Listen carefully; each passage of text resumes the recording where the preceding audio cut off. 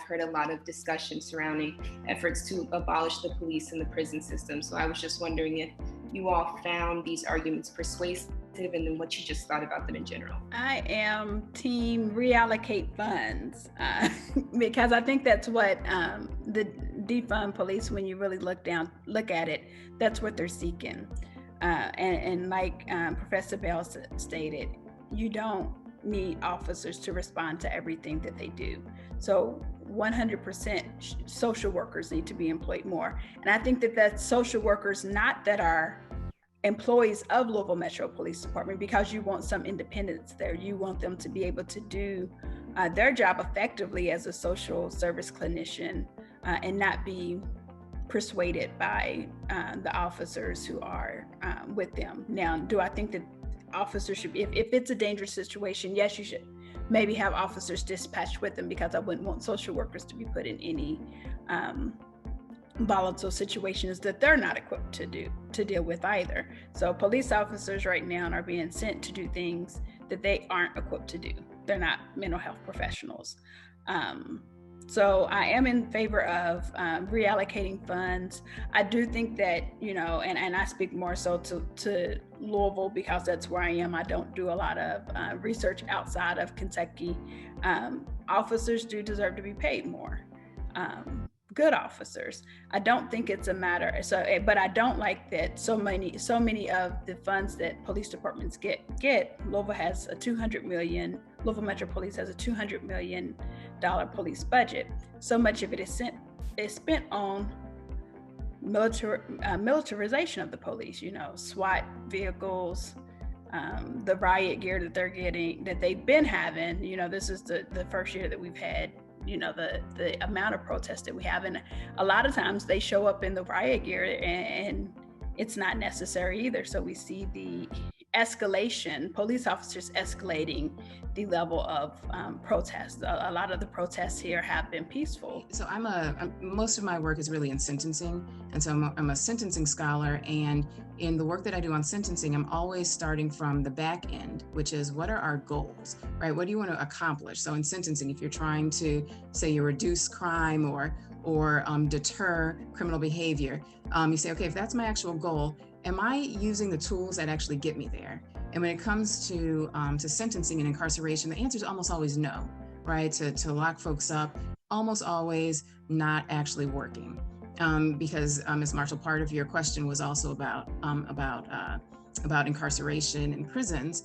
So it goes there too, but we can say the same thing about policing. What do we have police for? Like, what are our goals? So it feels scary to say defund the police. It feels scary to say abolish police, right? Because you're like, well, what else will we do? Well, that's for us to decide. Like, what are we trying to protect ourselves from? If you feel like I need someone to call if I'm in imminent violent danger, we could have a group that you call when you're in imminent violent danger, right? We could limit it to that and not have, sort of this bigger structure of police that goes into all these other things, right? If you're saying in my neighborhood, I think that there is an issue with buying and selling narcotics. And some of this is getting into sentencing and decriminalizing narcotics as well, which I think has to be, a piece of all of this. But, if you're saying that's an issue because it's somehow damaging your community, is it leading to violence? Is it leading to homelessness? Is it leading to, what is it leading to? And what are you actually trying to fix there? Because we have other professionals who come into play to deal with those issues, right? And so we've made everything about being a crime, which then we've said, well, that means we have to have police to deal with it. And I just think that we can be more creative than that. If we think about what we actually feel like we need in our everyday lives. And so when I hear the term defunding the police, because it appears in various forms, what I hear kind of as an underlying theme is reducing the contact that the community has with the police, kind of as a basic theme, which I think is a very good thing for all of the reasons that our panelists have given it. There are some services that require that police do not have to perform. They don't have to perform. There's no need for them to come in with a gun to perform those services. We can perhaps have other agencies, other groups perform those for us. But kind of on a different scale, there is, and I write about this a little bit, there are some criminal justice theories that are steeped kind of in retributivist approaches, which say things like the system, the criminal justice system cannot work unless the people are convinced of its efficacy. We have to believe, right, that it works for it to work. And as soon as we stop believing that it works, then it loses its value. People stop adhering to the law. Folks don't pay attention. They don't believe the process is fair. They don't believe the substance of it is fair. They stop acting accordingly. And I think that the more we have these types of encounters, because even now, while Professor Jefferson Exum showed us some of those stats about how people feel about encounters with the police, those stats are changing since the summer, and she acknowledged this since the summer, this summer of 2020.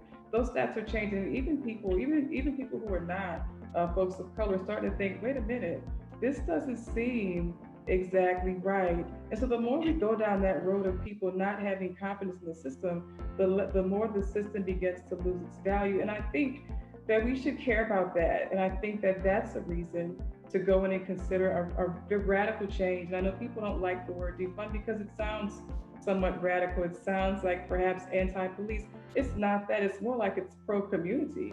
It's pro-democracy. It's pro-fair justice.